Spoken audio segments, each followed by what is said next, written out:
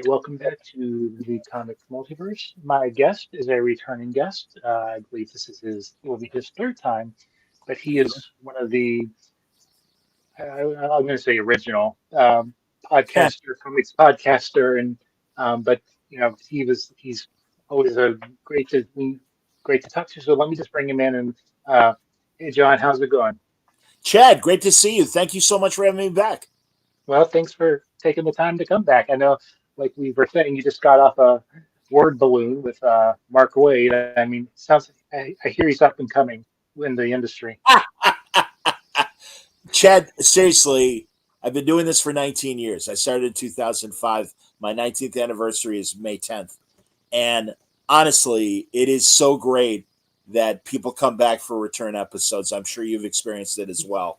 And it means a lot. And Wade is really a guy who initially he was cool, but like, all right, I only have a half hour. I only have 40 minutes or whatever. And now it's like, yeah, however much time you need, which is ridiculous. But yeah, he's the best. So yeah. Well, he came up last night. I was talking to Lewis Southard, who's doing the Comics Are Dying, and he was saying how lucky he felt that Mark did the forward for the book. So Yeah, Lewis is a great creator, man. I like Lewis. I don't like Zoop. I don't mind saying that publicly. I'm not a fan of Zoop. I've had some bad blood between me and one of the creators of Zoop. So while I support my friends who are creators that use Zoop, I usually am like, if it's someone that I'm not really close to, it's like I feel bad because I want to help them with their projects, but by the same token, it's like they don't help me with my business. Why should I help them? So there you right. go. Here's a little tasty tidbit for you. Well, before we get into more tasty tidbits, I know we've probably mentioned this before, but kind of tell us about your work or your experience as a comic reader and, as a podcaster. So, Oh, what like is there a question? What's the question? I'm sorry. Kind of tell us about your origin with comic books. Oh, sure. Good Lord, man. I mean, that's one of the ways I learned how to read. My dad and my mom were really serious about me learning how to read at a very early age. Started me off in the funnies. I had enough older cousins that would hand me their 12-cent issues. That's how old I am of DC and Marvel stuff.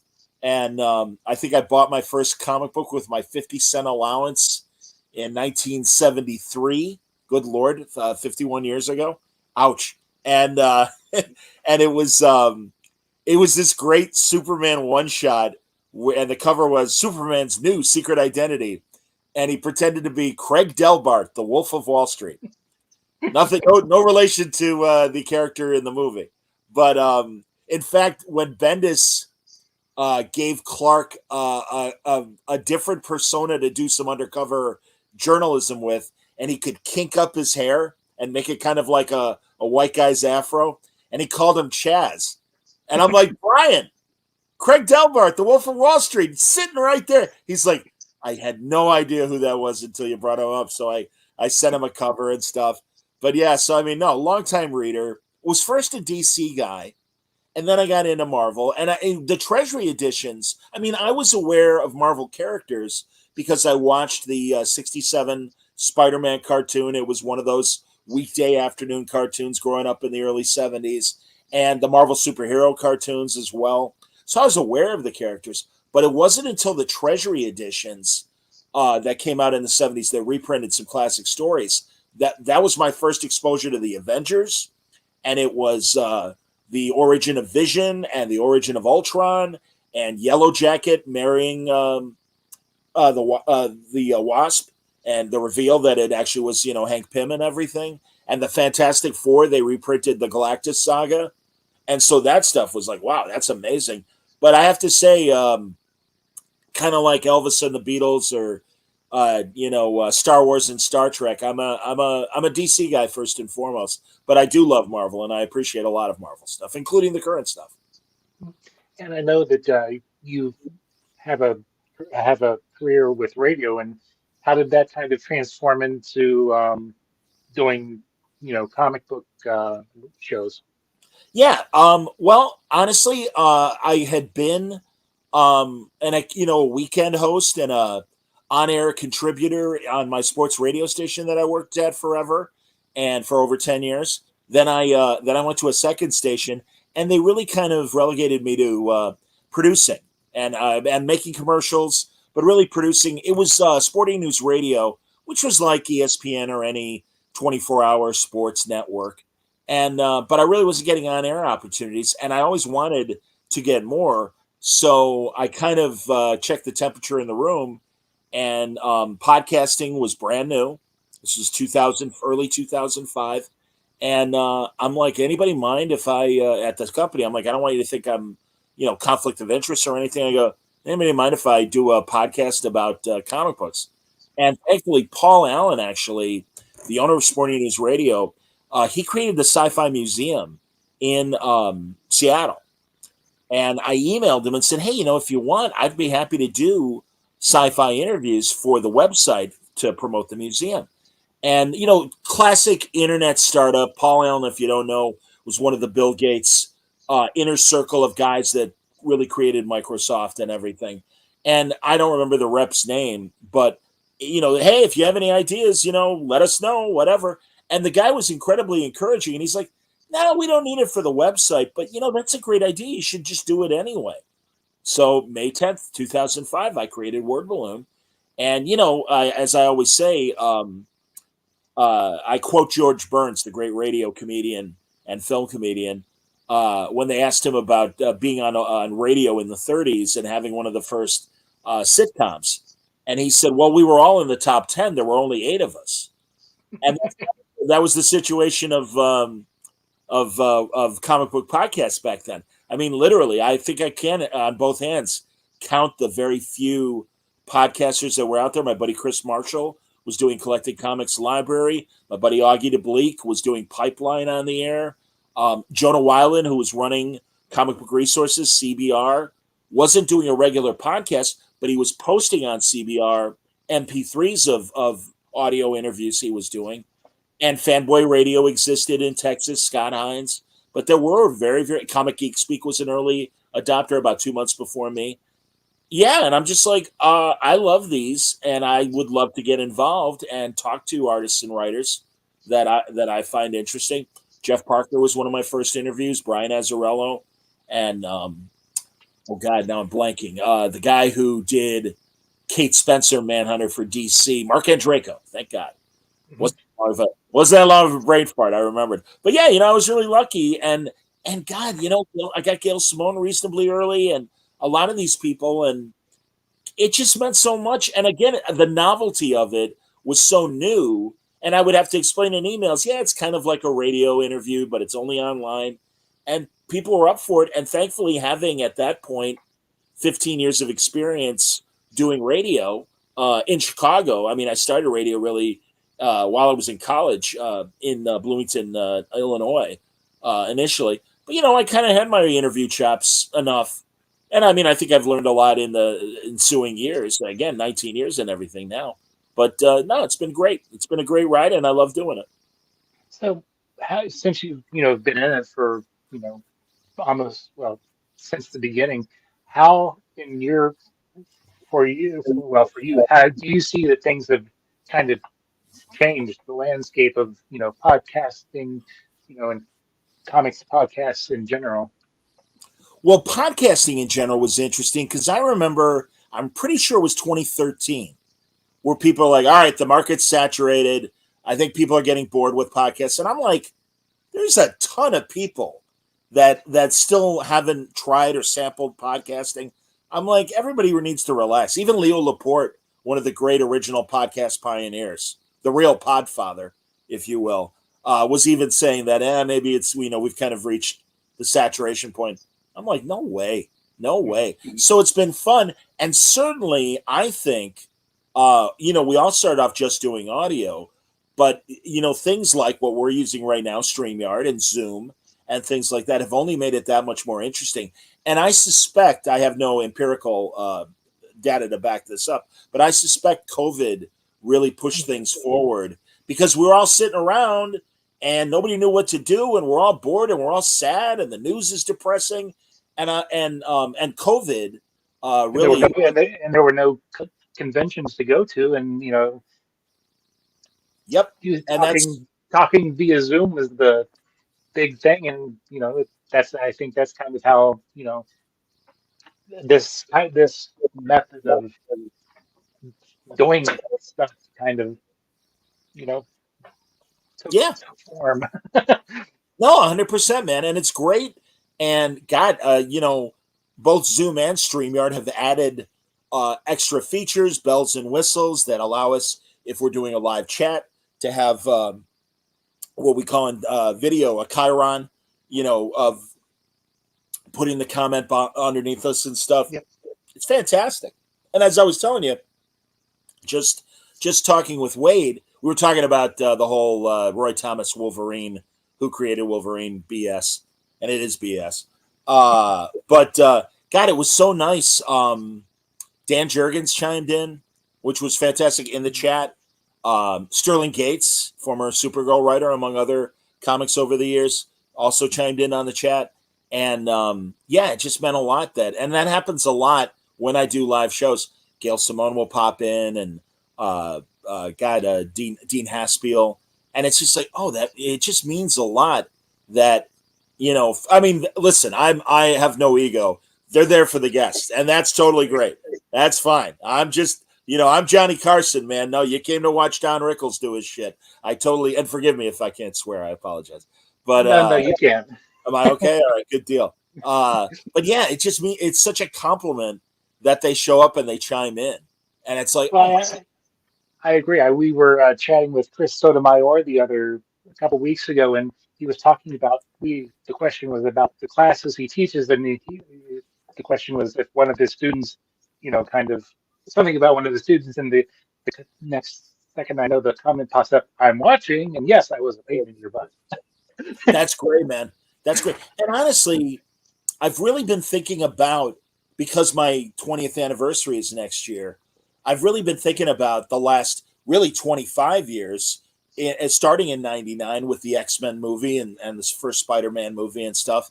I mean, I know Blade really kind of kicked off things as far as comic book movie adaptations in '98, as far as what I consider the modern era. I mean, we had all the crappy ones from the '90s, like Steel and Spawn and the like. Even the fourth Batman and Robin movie which was just so bad.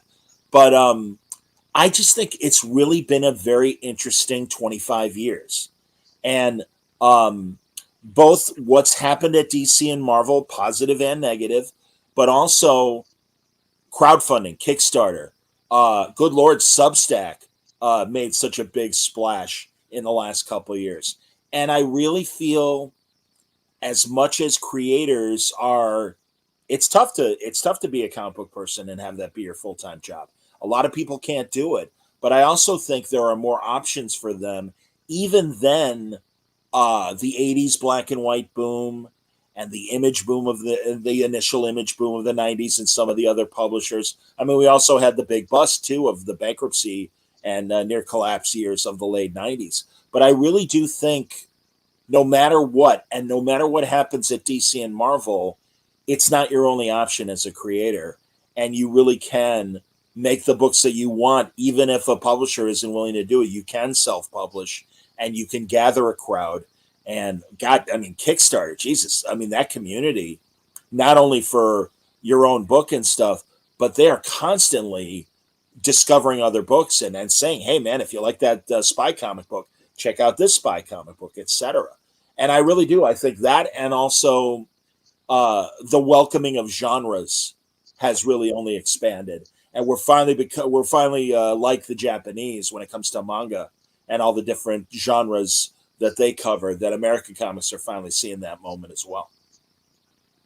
So, as someone who talks to a lot of you know people in the industry, and what do you what is your take on the biggest issues out there in the industry now? I know AI is a big thing, and Yeah. there's there's I mean, is there any other kind of Ian?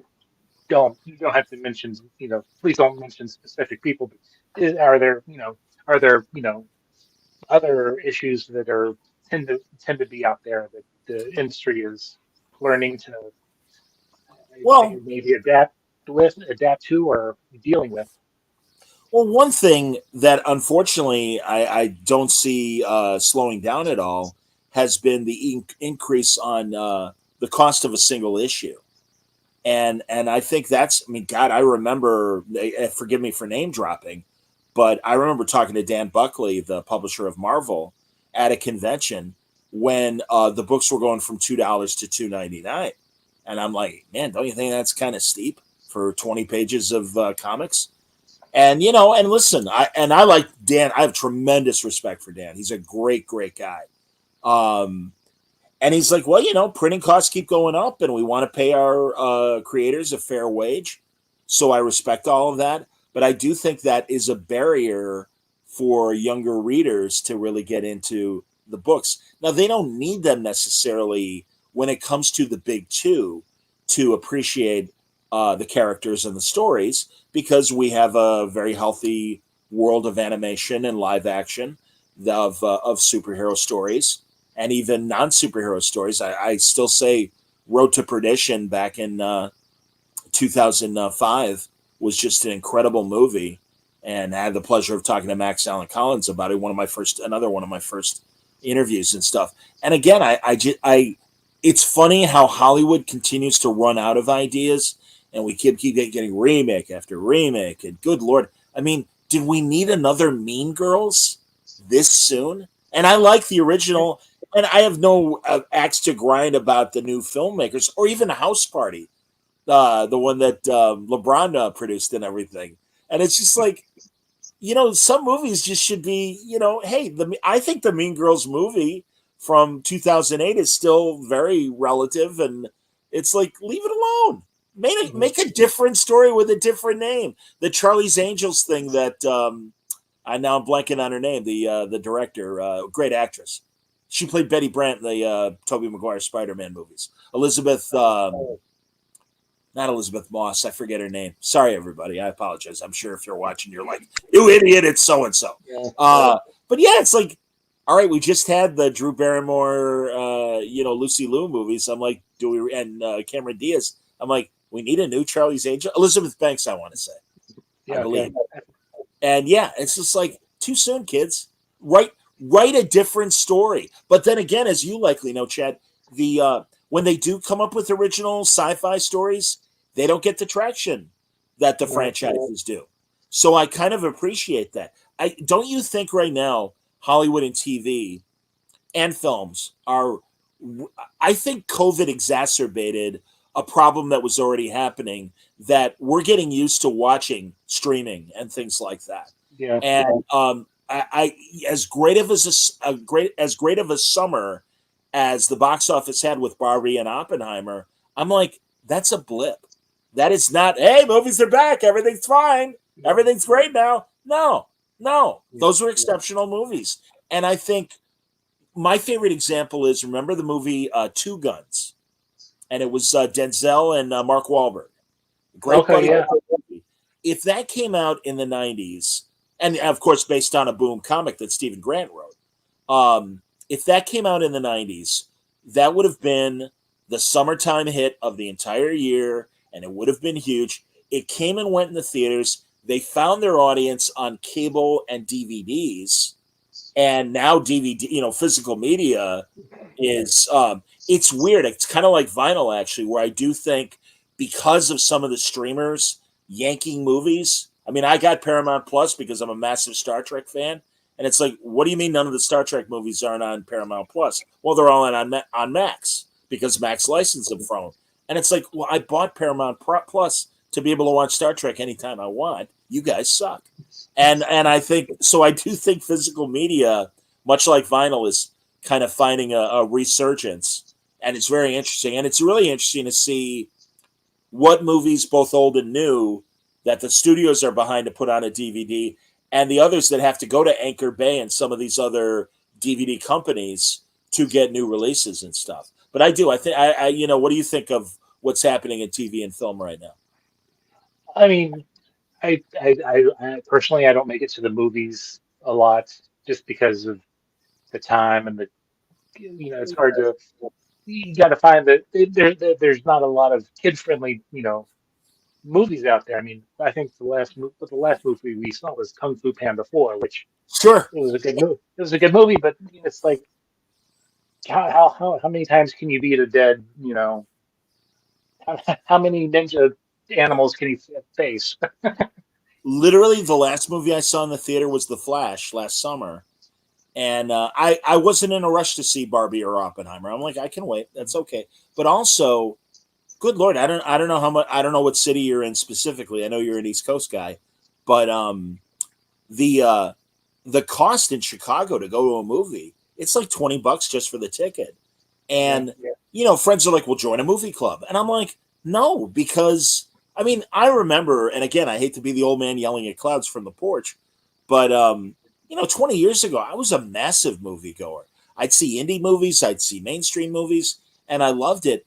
I know distinctly, and this is further back than The Flash, but when I saw Black Adam in the theater because I wanted to see the movie, I'm looking at the rest of the marquee and I'm like, none of these other movies interest me. I'm not a big horror guy. There were other, hey, the Meg 2. Why didn't see the Meg? I don't give a damn. And there's a lot of, in fact, it's funny that you mentioned Kung Fu Panda 4. And it's like, yeah, really? Is that necessary? I mean, kids love it, and I think they're yeah, fun movies. But yeah, I'm not seeing right now. In fact, I was like, even not a big, it's ironic. I love the Monarch TV series that Apple made that Matt Fraction co-created. I love it, and I was dreading it because Matt's one of my best friends in comics, and of course I'm going to watch anything and read anything that Matt makes. But I was like, I'm not a fan of the new Godzilla or King Kong movies, the ones that are made here in the States, the Legendary film product. And I'm like, am I going to like Monarch? God, I hope so. And thank God it is such a great human story with monsters as opposed to what I'm hearing. Now, I haven't seen Godzilla and King Kong, the second movie, or the first movie, but I asked friends and they're like, no, there's really not much of a story. It's really just the two giant monsters in action. And I'm like, yeah, I'm done with that. I remember when again, I hate to name drop. I was at Rose City in 2018, that convention, and I stayed with Brian Bendis because he's another one of my best friends in comics. And we were hanging out in his office, and Pacific Rim 2 was on. And I'm like chatting up a storm. He's like, don't you want to watch the movie? I'm like, I've seen the movie. No, I haven't seen you in months. I want to talk to you. I'm like, that's wallpaper. I don't care. And they're really not the deepest stories in the Pacific Rim movies. I mean, they're okay. They're entertaining enough.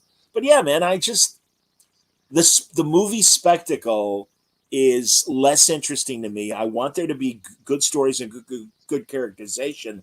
And frankly, I think episodic television is eating the movie's lunch in terms yeah, of, well, now we have 10 hours and we can really get into not only the overarching 10-hour story, but we can give you individual episodes and really get into deep characterization. And it's like, yeah, that's what I came for. And that's what I want to see more of. And forever, it was always the movies that were the superior medium to television. I think the script is flipped. And also, I don't know about people younger than us, how they're going to be as they get older about a passive experience watching a TV show or a film rather than, God, as we know, not only, with AI and virtual reality, I mean, we're only a few years away from, hey, you can make your own noir crime story and you can put yeah, yourself in it and you can make your own story and stuff. That's going to happen. Rob Burnett, my good friend, who's a YouTuber, I was just talking about that with him last week. And yeah, I mean, he thinks it's going to happen sooner than I do. I think we're still about 10 years away at least. And we'll see how the technology develops and how it's proliferated. I mean, one of the great things is making it cost effective. That was the VCR boom of the 80s. I mean, I remember when like videotapes, oh, you want to, you want to buy a movie? Great. It's $125. And it's like, Jesus Christ, are you kidding me? But then when they became as reasonable as like music albums and stuff, it's like, all right. And, we all built our physical media collection and everything. So yeah. it's cost Growing up effective.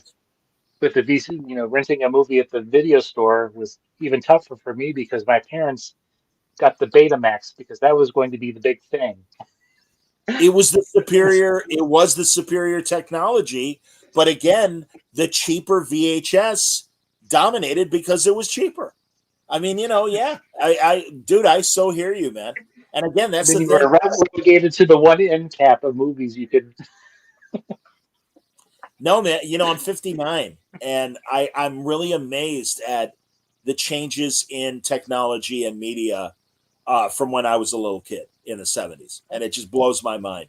And um, I hate to sound like an old man, but the kids, they don't know how good they have it because really I mean, I'm sure you've seen or you're certainly aware of some of those horribles from the 70s superhero specials that NBC ran, like the roast of the superheroes.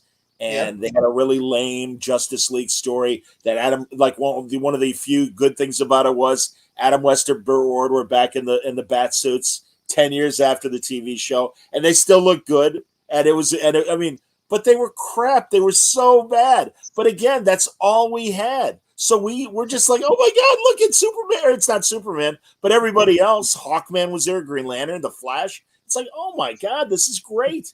And it was crap. It's, What are you gonna it, do? it's Dolph Lundgren is the Punisher. I remember that early '80s. I remember that on those bad specials that I'm talking about from NBC.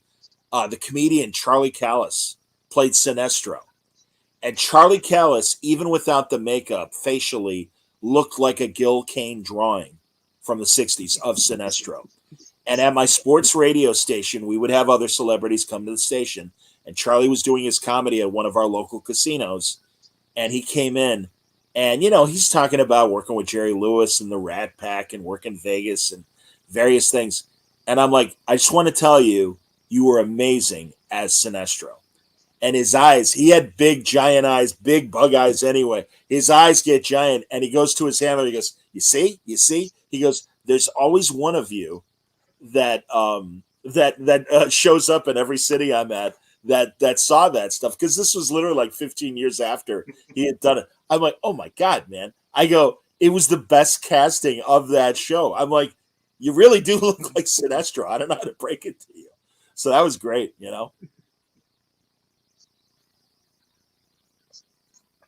Well, going back to the whole me not going to the movies is also there's nothing I want to see. Like I haven't I kind of I still hold it as a badge that I haven't seen either version of the Justice League.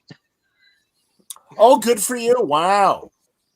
Again, I'm a sucker for And DC, so you know, I had and to. I'm a sucker for DC too. And like but when I watched like I watched Black Adam, but it was one of those days where I was working at home and I just needed some background noise, and it was just kind of uh, and same thing with like I haven't seen the Flash or anything like that or Aquaman 2, and You know, there's not a rush to see it's I haven't seen the second Aquaman movie. I like the first one a lot. it. Mhm.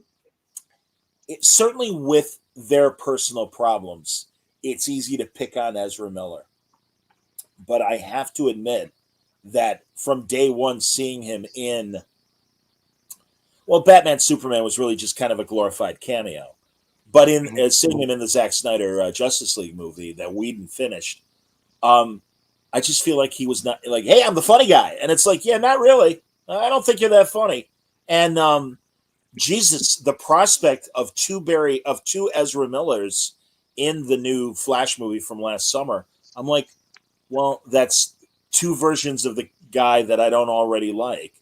And Yeah, again, having nothing to do with him personally and his personal problems. I just think they were miscast.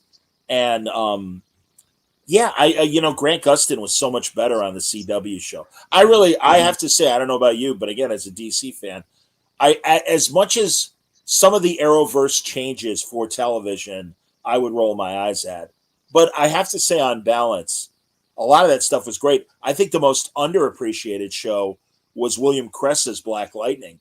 And yes, oh my God, as a kid, having read those Tony Isabella, Trevor Von Eden comics when they were first coming out, it's like, this is the Dark Knight version of Black Lightning. This is yeah, Black Lightning you know, 20 or 30 years after his prime.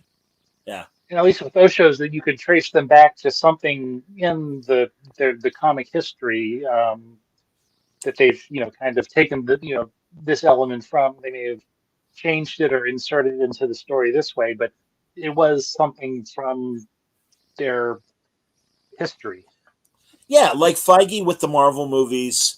I think Greg Berlanti and Mark Guggenheim in particular really, really love the source material of DC Comics and wanted to do what they can. And I also know that there were network no's, and there were also, because of characters being tied up in movie rights and things, that obviously hurt their ability to tell their stories.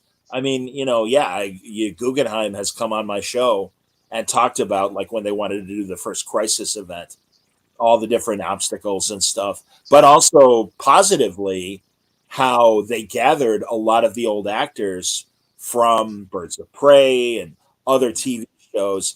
God, getting Burt Ward to do his little cameo, and oh God, Knox from the first Batman movie, the comedian Robert Wool, just doing 5 seconds or 10 seconds. It's like that was great. That was great. And my God, I'm so glad when Kevin Conroy passed away, and it broke all our hearts because he was our Batman. He was so great. But to see him in the second or third Crisis as a damaged Bruce Wayne with the Yeah, back brace and everything, and then I echoed Kingdom Come. It's just like, oh man, finally, because he was such. I don't know if you ever had the chance to meet him at a con or have him on your show or anything. He was only on my show once. We did a Susan Eisenberg, who's a good friend, who played animated Wonder Woman on the Justice League cartoon.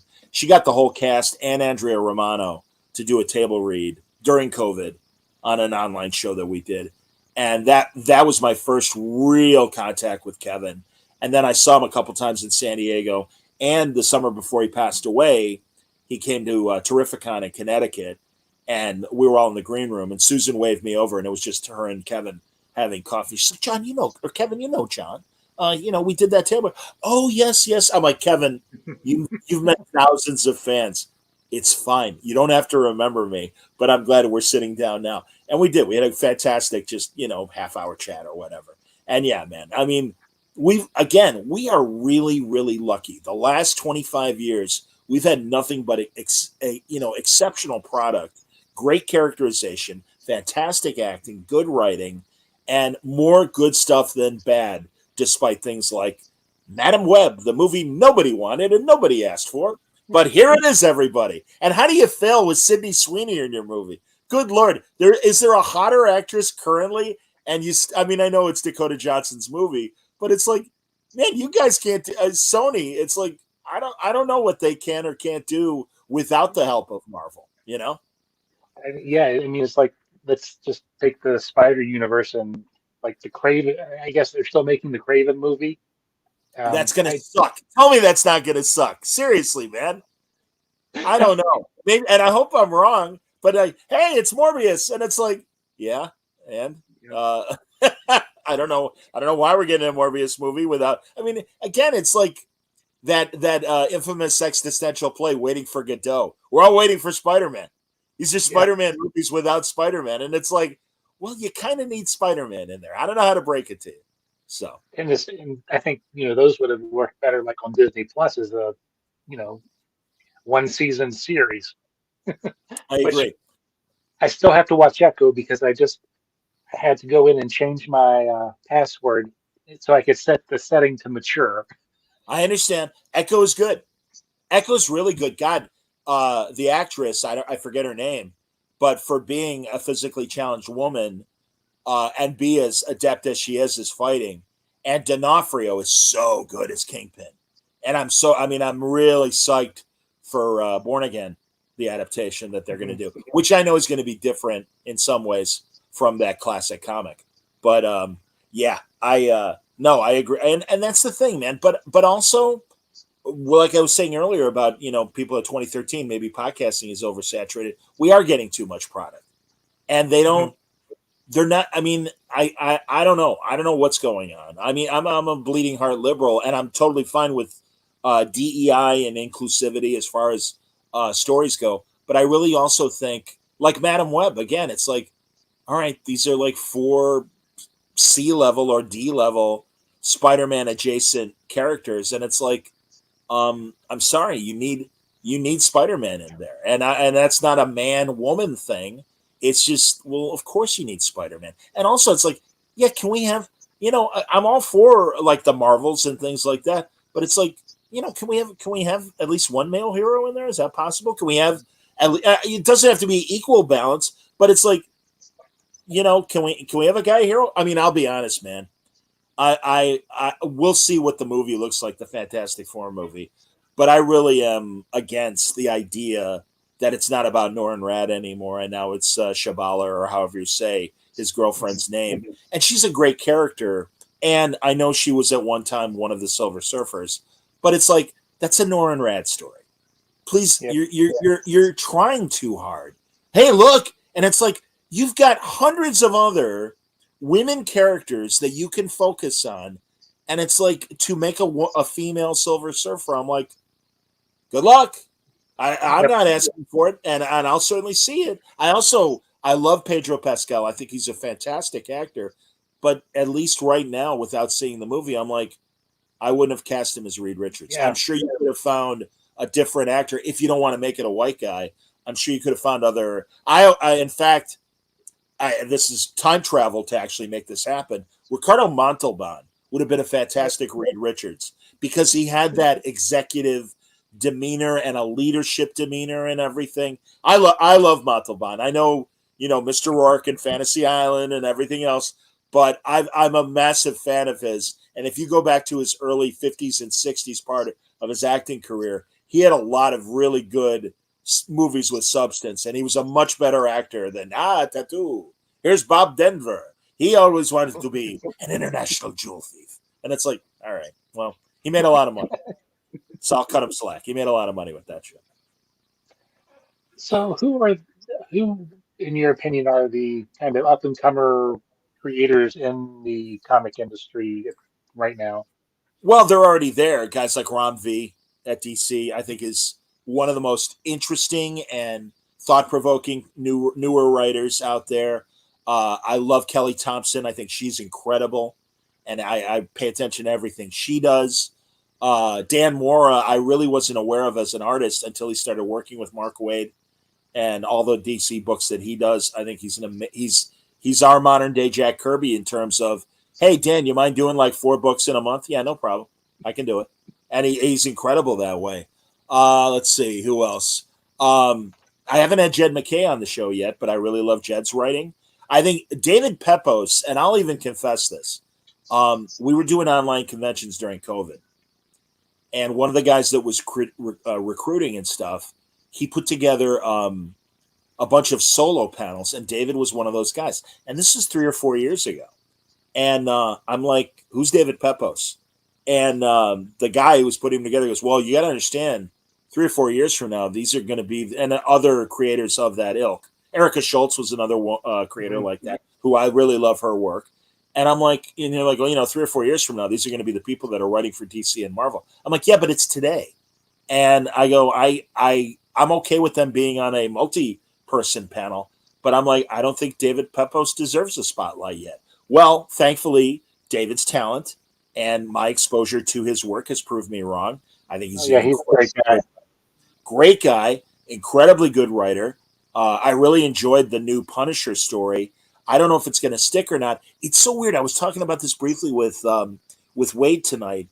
They basically in the comics kind of canceled Frank Castle, Mhm. and I get it, because using the old Punisher symbol as those in these militias and the over anxious policemen that were cracking heads during various demonstrations. It's like, yeah, it's not a great look. And I remember that Time magazine article, hey, maybe it's time for Marvel to retire the Punisher. And it's like, all right, fine. But meanwhile, I'm hearing that John Barenthal is going to be back as Frank Castle in the new Daredevil Born Again show. And it's like, okay, what's going to happen now? I mean, Jason Aaron left Frank, if you don't know, and for your viewers that may not know, he's in a weird dimension, not the negative zone, but some sort of hell dimension. So Frank is alive, but he's not Wasn't in he the like, same. wasn't he like in charge of the Hand or something? He was, and that was a great story. And I'm going to talk to Jason in a couple weeks. And I really think Jason gave him a great final story. And also just the slap in the face of it. Sorry, buddy, spoilers. Of his wife being resurrected and going, "Oh yeah, you thought you were honoring me by killing all those people. No, you really weren't. And I'm going to take half your money, give it to charity. I'm going to take the other half, and I never want to see you again." And it's like, oh my god! I mean, you really you feel for Frank Castle. So that was crazy. But yeah, at the end of the story, he was sent. I got to really reread it, but he was sent to some dimension, and it kind of reminded me of the end of Dark Knight Returns. Although Bruce wasn't sent to a different dimension, but Bruce goes underground and he's with all those followers of the Bat, and kind of has them under his guidance and stuff. And these are smaller children, but Frank is basically like whatever hell he lives in, he is helping children. So that's cool. But yeah, it's interesting. I'm looking forward to talking to Jason about what he thought, because I really do think, along with obviously Garth Ennis and some of the other exceptional Punisher writers, Jason was always a very smart Frank Castle writer, and I always appreciated his stories. Isn't he I'm trying, also isn't he also doing the Batman off world? yes, he is, and he's doing. Man, his Superman stuff has been fantastic, and I'm really glad. I wasn't sure, because some people come to the other company after spending years at one or the other, and maybe their output isn't as strong at the second company as it was as the first. And you could say that about Marvel guys going to DC or DC guys going to Marvel. In fact, what I loved, and I always bring it up again, you'll forgive me, but I was just talking to Wade. Um, Man, Wade's Marvel stuff was fantastic. His Doctor Strange stuff. And the one thing, and much like Lois Lane, I'm like, why is it taking us so long to have a Sue Storm solo book?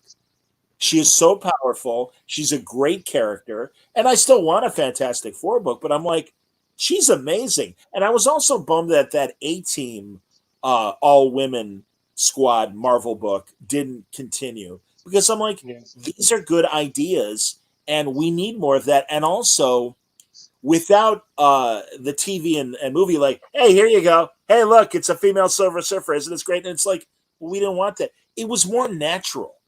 They seem to be more organic, creating these Right. teams and creating some of these solo books. And and that was the thing. And of course, in Wade's story, I don't know if you read it, it's on Marvel Unlimited. They made Sue Storm a shield agent because she could be invisible.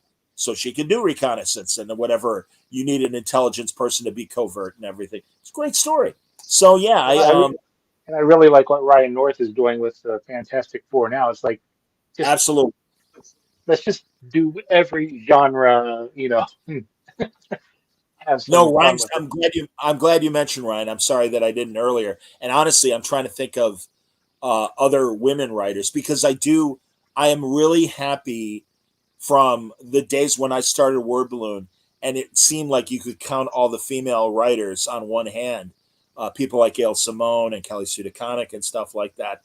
And now there are so many wonderful women writers, writers of color, writers of different orientation. My friend Tim Sheridan is killing it on that Alan Scott Green Lantern book, and that's great. And I always want to. I will always confess that when James Robinson, with that Earth 2 different spin on the Justice Society, and that was the first time we had a gay Alan Scott, I'm like, why does it have to be Alan Scott? He was my favorite Green Lantern, and I'm like, I've appreciated his history going back to the 40s.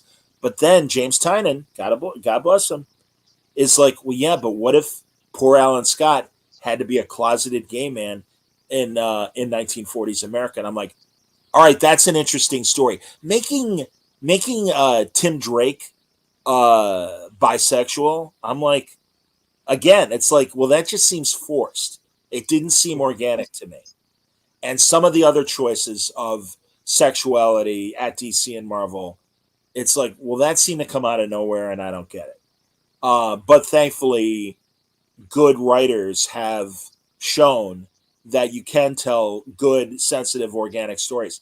And yeah, Tim's Alan Scott Green Lantern miniseries is outstanding, and he doesn't shy away from the obvious things that likely a closeted gay man in the 40s would have to deal with. And it's like, no, that's a compelling story. That makes sense. That's interesting. And also that they didn't sweep away Alan being married to the two women that he was married to. And it's like, well, yeah, maybe he's bisexual or whatever. And also shows his complicated relationship with Jade and Obsidian, his Mhm. kids from Infinity Inc.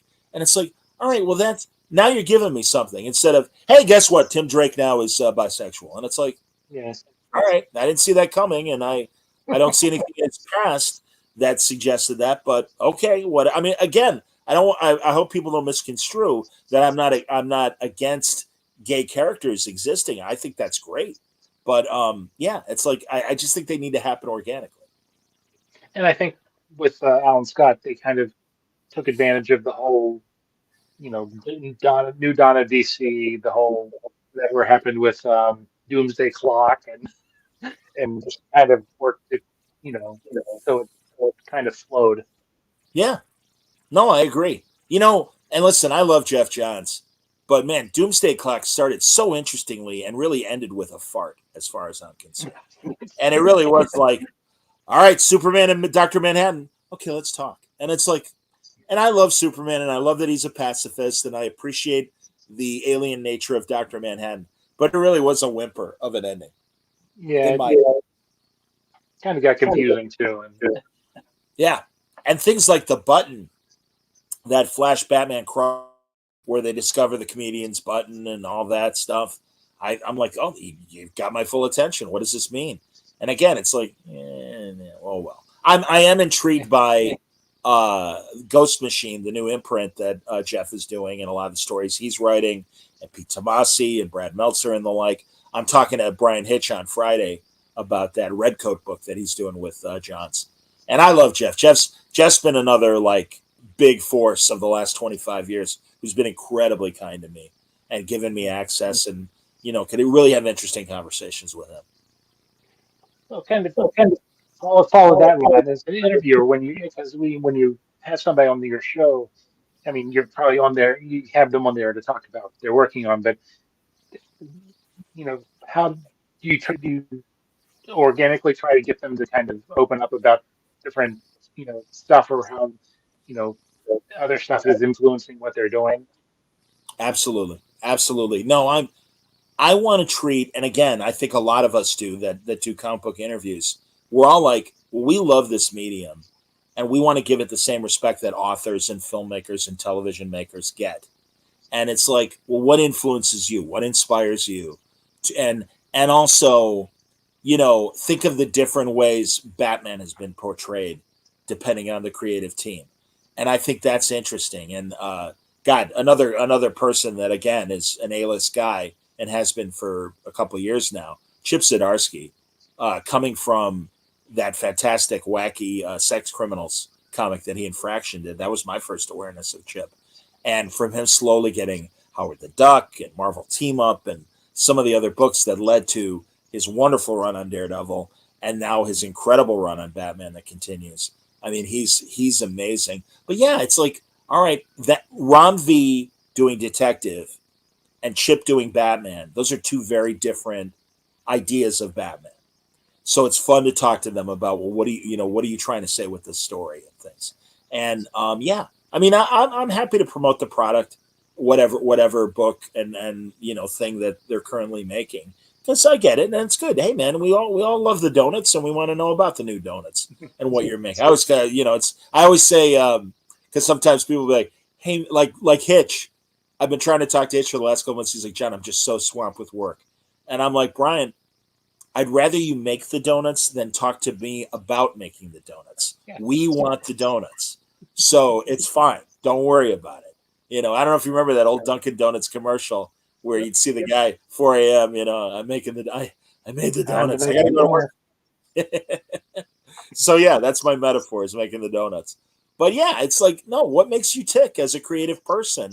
Because I am part of my mission, forgive the loftiness of that suggestion, is to say, no, these guys and women are significant creative storytellers and they are talented and they deserve our attention and they deserve more attention. So, if in my small way, I can point people to new people like Louis Southard and others and say, no, this guy, pay attention to this guy. This guy knows what he's doing. I'm happy to do it because I Mhm. really, again, I believe in what they're doing. They have, again, with things like crowdfunding, they have the ability to make their own comics on their own terms.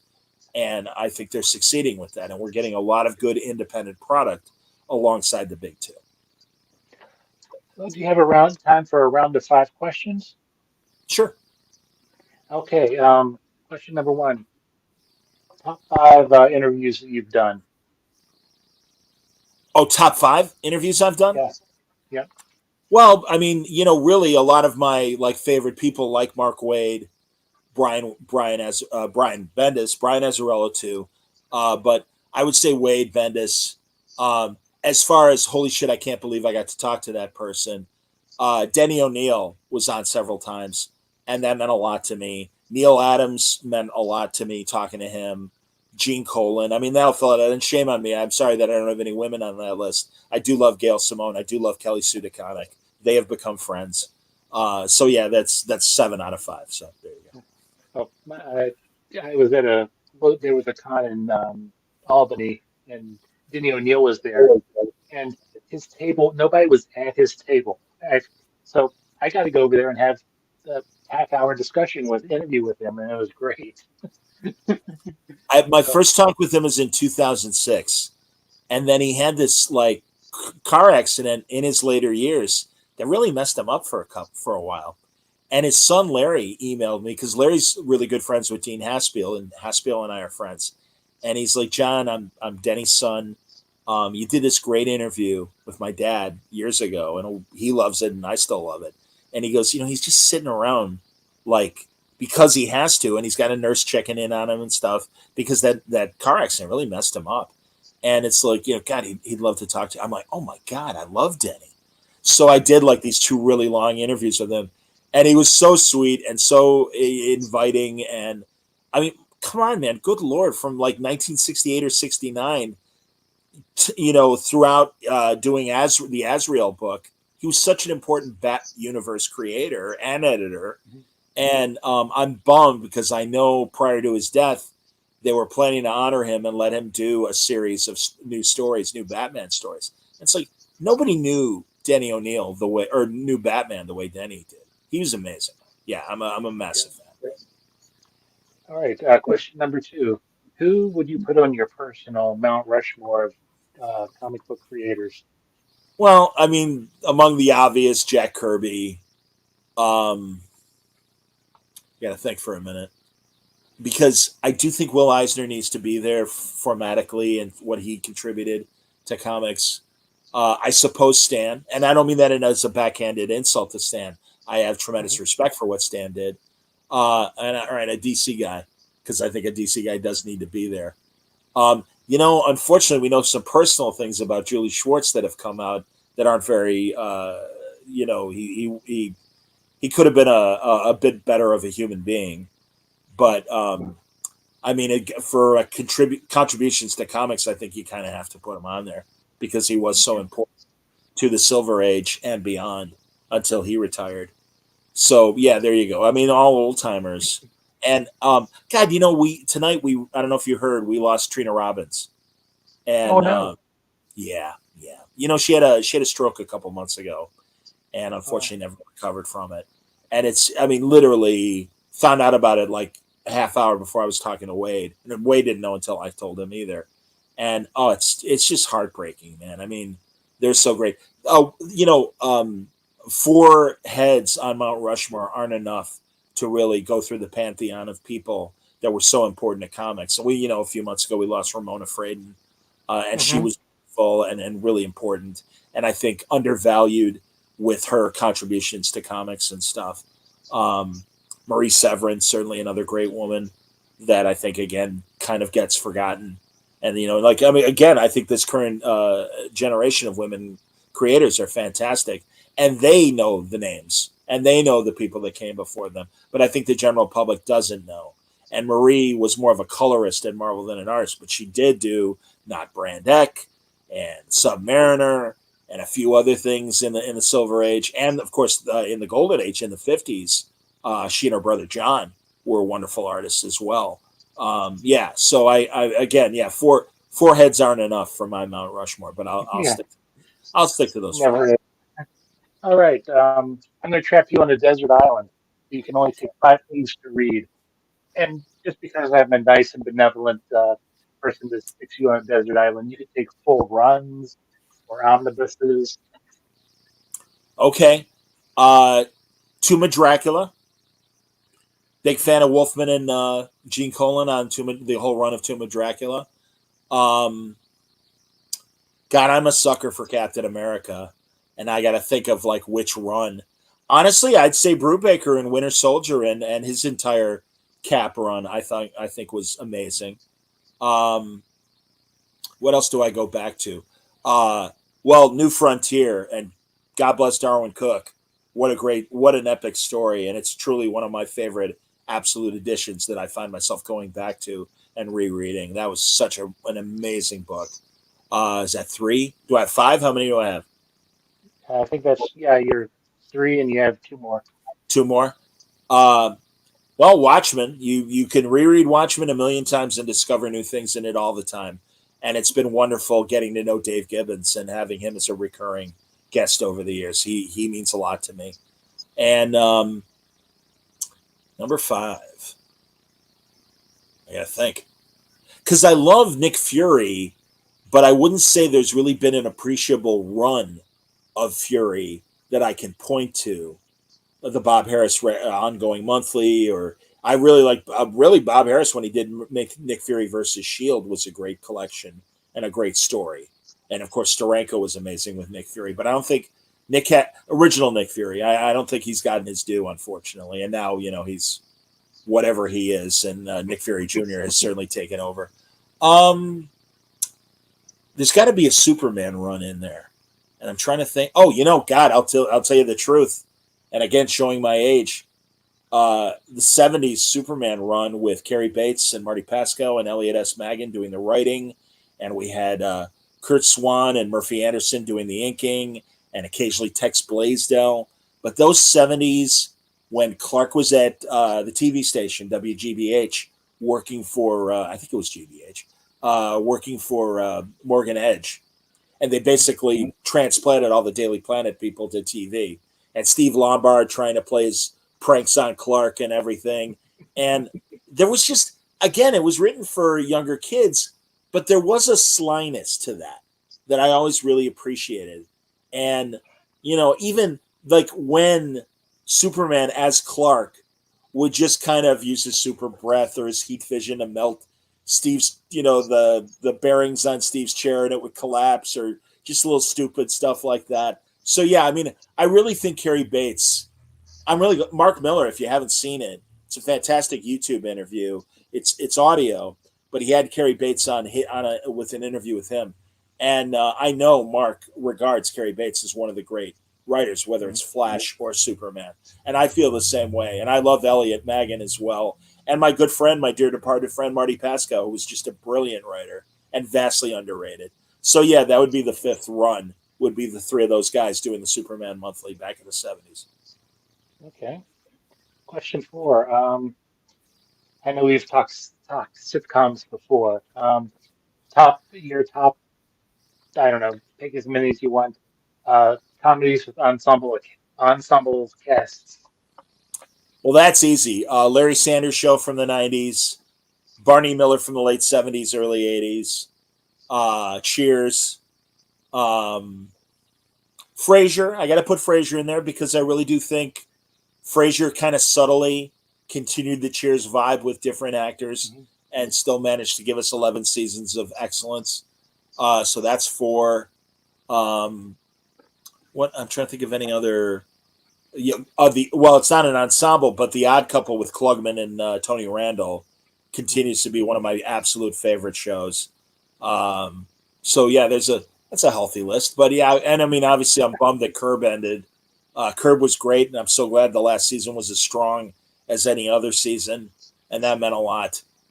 Yeah, I really do appreciate smart comedy writing, and good lord, so many sitcoms got really lazy, and I will crap on a couple, Two Broke Girls was such a colossal waste of time. And there were times, I don't know if you noticed this, Chad, but they literally, all the characters were standing in a row like a bad police lineup and are just throwing one liners out there. And it was so bad. And it was just like, I was rooting for it because I love Garrett Morris. He was on the show. And I'm like, all right. And I love the blonde girl. I can't remember her name. I'm not a big Kat Dennings fan. I'm sorry. And even in the Thor movies, I'm like, Yeah. whatever. I liked her in the What If episode that she was in. I thought that was okay. But no, I'm not a Kat Dennings fan. I don't think she's that smart and funny. And Whitney Cummings, the creator, I'm not a big fan of as far as her television creation output. There was another show that occurred to me, and I'm trying to think of what it was Ted Lasso. Good Lord, as far as modern shows, Ted Lasso is I, just I'm, oh, I'm what just getting into this. We just got uh, Apple Plus through T-Mobile, so I'm playing sure. catch up. Uh, well, let me give you some recommendations, not only comedy but other things. Tom Hanks made a great World War II movie called Greyhound that is a must see. Masters of the Air about World War II flyers with the guy who played Elvis, Austin Butler, is a fantastic show. I don't remember the full title of it, but the current Kristen Wiig show that takes place in Palm Springs, or rather Palm Beach in 1969, I think is a lot of fun and a great ensemble cast. Um, but yeah, Ted Lasso, good Lord, I'm not the biggest football soccer fan, but they really make you appreciate the culture of soccer and of football. And yeah, and it really, I always liked Sudeikis as an SNL cast member, but now I have even more respect for him as a guy who co-created the show. And there's a character on there played by Greg Goldstein who was in the teaser for the Marvel Universe as Hercules, and at the end of Love and Thunder, the Thor movie, and I hope they follow through with him as Hercules. But he plays this aging football player named Roy Kent, Oh and yeah, oh my god, oh my god, that guy is so damn funny, and he is also one of the main writers of the show. So I have tremendous respect for Greg Goldstein. He's an incredible actor. and to kind of bring it, I don't know, I wouldn't say full circle, but you know, I love The Office, but I do, and there's rumors of them, redoing that. You can't redo that. I mean, Again, how many times are you going to reboot something? We got we got the Gervais one, which was amazing. We've got the Carell one, which was amazing. It's like, let it be. And I mean, good Lord, Parks and Rec essentially was the same show with a different cast, and I liked it a lot. But it's like you don't need to call it The Office again. yeah, So many reboots and or revivals are more disappointing than satisfying. I mean, I think the Frasier one after 10 episodes kind of found its footing at the end. But early on, it's like, well, where's Niles? Where's Daphne? Where's the father who passed away, John Mahoney? And it's like, mhm, you can't go back home again, man. And I still love. I can disagree with him politically, but I still love Kelsey Grammer, and he still can bring it. And that's the main reason why you're watching. But yeah, it was just like it took a while for them to gel, and also just in general, the fact that shows are, especially streaming shows, are only 10 episodes and out. Um, it's really hard to write. Apparently, even when you have, and I won't go into a massive rant. I'm sure you might have seen me talk about this. I hate new Star Trek. It is so disappointing. The lack of interesting intellectual debates that we always got from Star Trek from the original series through Voyager, all that's gone, and now it's pew pew pew. And hey, look, this starship that should move slowly like an aircraft carrier in space is suddenly making moves like a fighter plane, and it's like it doesn't make sense. And their characters suck. Hey, it's Spock's sister. F you, it's Spock's sister. Bullshit. Oh my god. So yeah, and again, it's like, oh well, Discovery's wrapping things up, and they've had 65 episodes. Well, that's 2 seasons of the original series or Next Generation, yeah, and you would tolerate bad episodes because, all right, well, there's going to be another one, and they'd be on for 6 months out of the year. So you're like, all right, I may not have liked this one so much, but next week will be better. Well, when you only have 10 and hey, we're doing a musical. Fuck you. I want Star Trek in my Star Trek. I don't want a Right. musical. I don't want these God, the episode where and again, you'll forgive me if you don't watch, but aliens rewired Spock to be basically human, and it played Well, especially that and he met his girlfriend's parents who were Vulcan. It was like a bad episode of I Dream of Jeannie or Bewitched, where all the magic is happening in the background and everyone is like oblivious to it. And it's like, this is not Star Trek. This is shit. Please write some Star Trek. Out of the 10 episodes we got in the second season of Strange New Worlds, there were two good ones and one decent one. And the cliffhanger was okay. But man, what they're I mean it's like everyone was upset back when Indiana Jones and the Crystal Skull came out, and South Park did the great parody of, oh my god, they raped Indiana Jones. Well, they're raping Star Trek as far as I'm concerned. all right. And the last question is, what are you currently reading that you would recommend? It could be comics, it could be you know, literature, it could be, a Sure. magazine. Yeah, if magazines still exist beyond comics these days. Loving World's Finest. um Loving Philip Kennedy Johnson's Hulk. Loving Mhm. Kelly Thompson's Birds of Prey. um let's see. Those are three obvious ones right away. A lot of times I am literally reading for like, oh shit, I'm gonna have Mark Waid on. I got to catch up Yeah. and read stuff. Like I said, Jason Aaron's Superman is exceptional. I'm really bummed that Mark is done with Shazam. I Yeah. think I'm not a again. I understand the reasoning behind it, but putting Billy in the group home and now having four other Lieutenant Marvels, however the math works, beyond Mary and Bill and Freddie, I'm okay with diverse characters, but I just I wasn't crazy about it in the Shazam movie, the first movie, a little better handled in the second movie, and in the comics, I really think that Mark made it more about Captain Marvel, the original Captain Marvel, and even to the point of calling him the Captain, even though Right. because again, I mean they could technically still call him Captain Marvel, but I understand they blew it. They let the trademark lapse, and Marvel was able to come in and create their own Captain Marvel, not only Carol Danvers currently, but Marvel as well. So whatever. What are you going to do? But yeah, I really like. I mean, I'm such a Wade fan, and I'm a John Hickman fan. I love what he's doing with the Ultimate Universe, and I loved his X-Men run. Um, again, Chip is incredible with his Batman run. Everything Rom does, Rom V, whether it's his creator-owned stuff or is currently his DC stuff, I just think he is such a smart guy, and it's so great to see this new voice in comics. I always give it up to him for These Savage Shores, Hmm. which was the 19th century white vampire going to India and going, hey, I'm going to have a feeding frenzy. And no, he's not, because all of the locals are ready to just beat the shit out of him. And I love Rom being able to take classic tropes that are white saviors or whatever as they've been portrayed for hundreds of years and give us a good comic that has all the basics but circumventing it and telling a much more rich story. I mean, you'd get those natives in foreign intrigue stories, whether it was film, television, or radio, and they'd speak gibberish and it was all BS, and of course they were not developed nations. Like, no, they have their own cultures. And it's really great when now we're getting more responsible portrayals of these other developing countries or whatever. And it's like, no, they have a different system of beliefs and morals and codes. And it's like, no, it should be eye opening, not only for the white person that suddenly, I mean, Shogun, for example, and the original novel and the original miniseries back in the early 80s, all that stuff was fantastic and very responsibly done.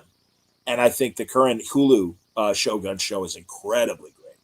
I So got to check that out. yeah, All right. So where can I know you have, Word Balloon, and then but you also have you have a couple different shows. Yeah, You have the Star Trek show where you hang out with Franco and Art, and I forget the other Mitch, guy's name. and Where Mitch. can people? What Well, shows are you doing? for a while I had other uh, podcast streams where I would kind of compartmentalize those different shows. There's the Oh Yeah Comic Show, which is Art Franco, our friend Scoot McMahon, another great comic artist, and our friend Mike Capoboso, a wonderful Chicago actor. We all get together. We're hopefully doing a show tomorrow night, but all of it's under the Word Balloon umbrella because I want. I mean, I'm like, well, that gets the most downloads, frankly, and also it's like they're all just shades of me podcasting. So Right. rather than having, like, the old feeds are still there when I had them as separate shows, but really now everything is through both the audio of Word Balloon and the YouTube Word Balloon channel, which I also run on Facebook and I run on Twitter. So everything is really through Word Balloon. And if you go to on my website, wordballoon.com, you'll find the video and the audio there whenever a new episode drops. I'll put the Wade episode out tomorrow.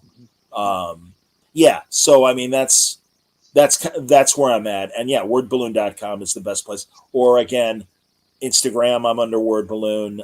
Twitter, I'm John Word Balloon at John Word. I'm not calling it X. Fuck you, Elon Musk. What an idiot. What an idiot. Good Lord. There was nothing wrong. There was nothing wrong with Twitter until Elon Bucks. Hold my beer. Let me show you how I can fuck up Twitter. Great. Thanks, Elon. Good job. Way to go. Yeah. Dumbass. How's that guy that smart still a dumbass? I have no idea. But anyway, so there you go. So yeah, you search around for Word Balloon as one word, you'll find my stuff. All right. Well, again, I'm sure we could sit here and chat the rest of the night, but yeah, I'm sure you're tired. I am tired, and we have things to do. We have podcasts or video interviews to run and format and get ready to release. So, again, always a pleasure to chat with you, and I hope to meet you one day at a con. Yeah, man. Hopefully, absolutely. No, and again, I really appreciate the interest in having me back, and I'm always up for a good conversation with comics, and we seem to have them anytime we get together. And it's probably a little nice to be on the other side of the interview or be the Oh, it's interviewer. You know. yeah, it's fishing in a barrel in terms of yeah, it's much easier to be asked questions than formulate the questions to ask others and stuff. So no, it's nice, and I appreciate the interest. So thank you. All right. Well, again, thank you very much, and always a pleasure. And we'll be in touch.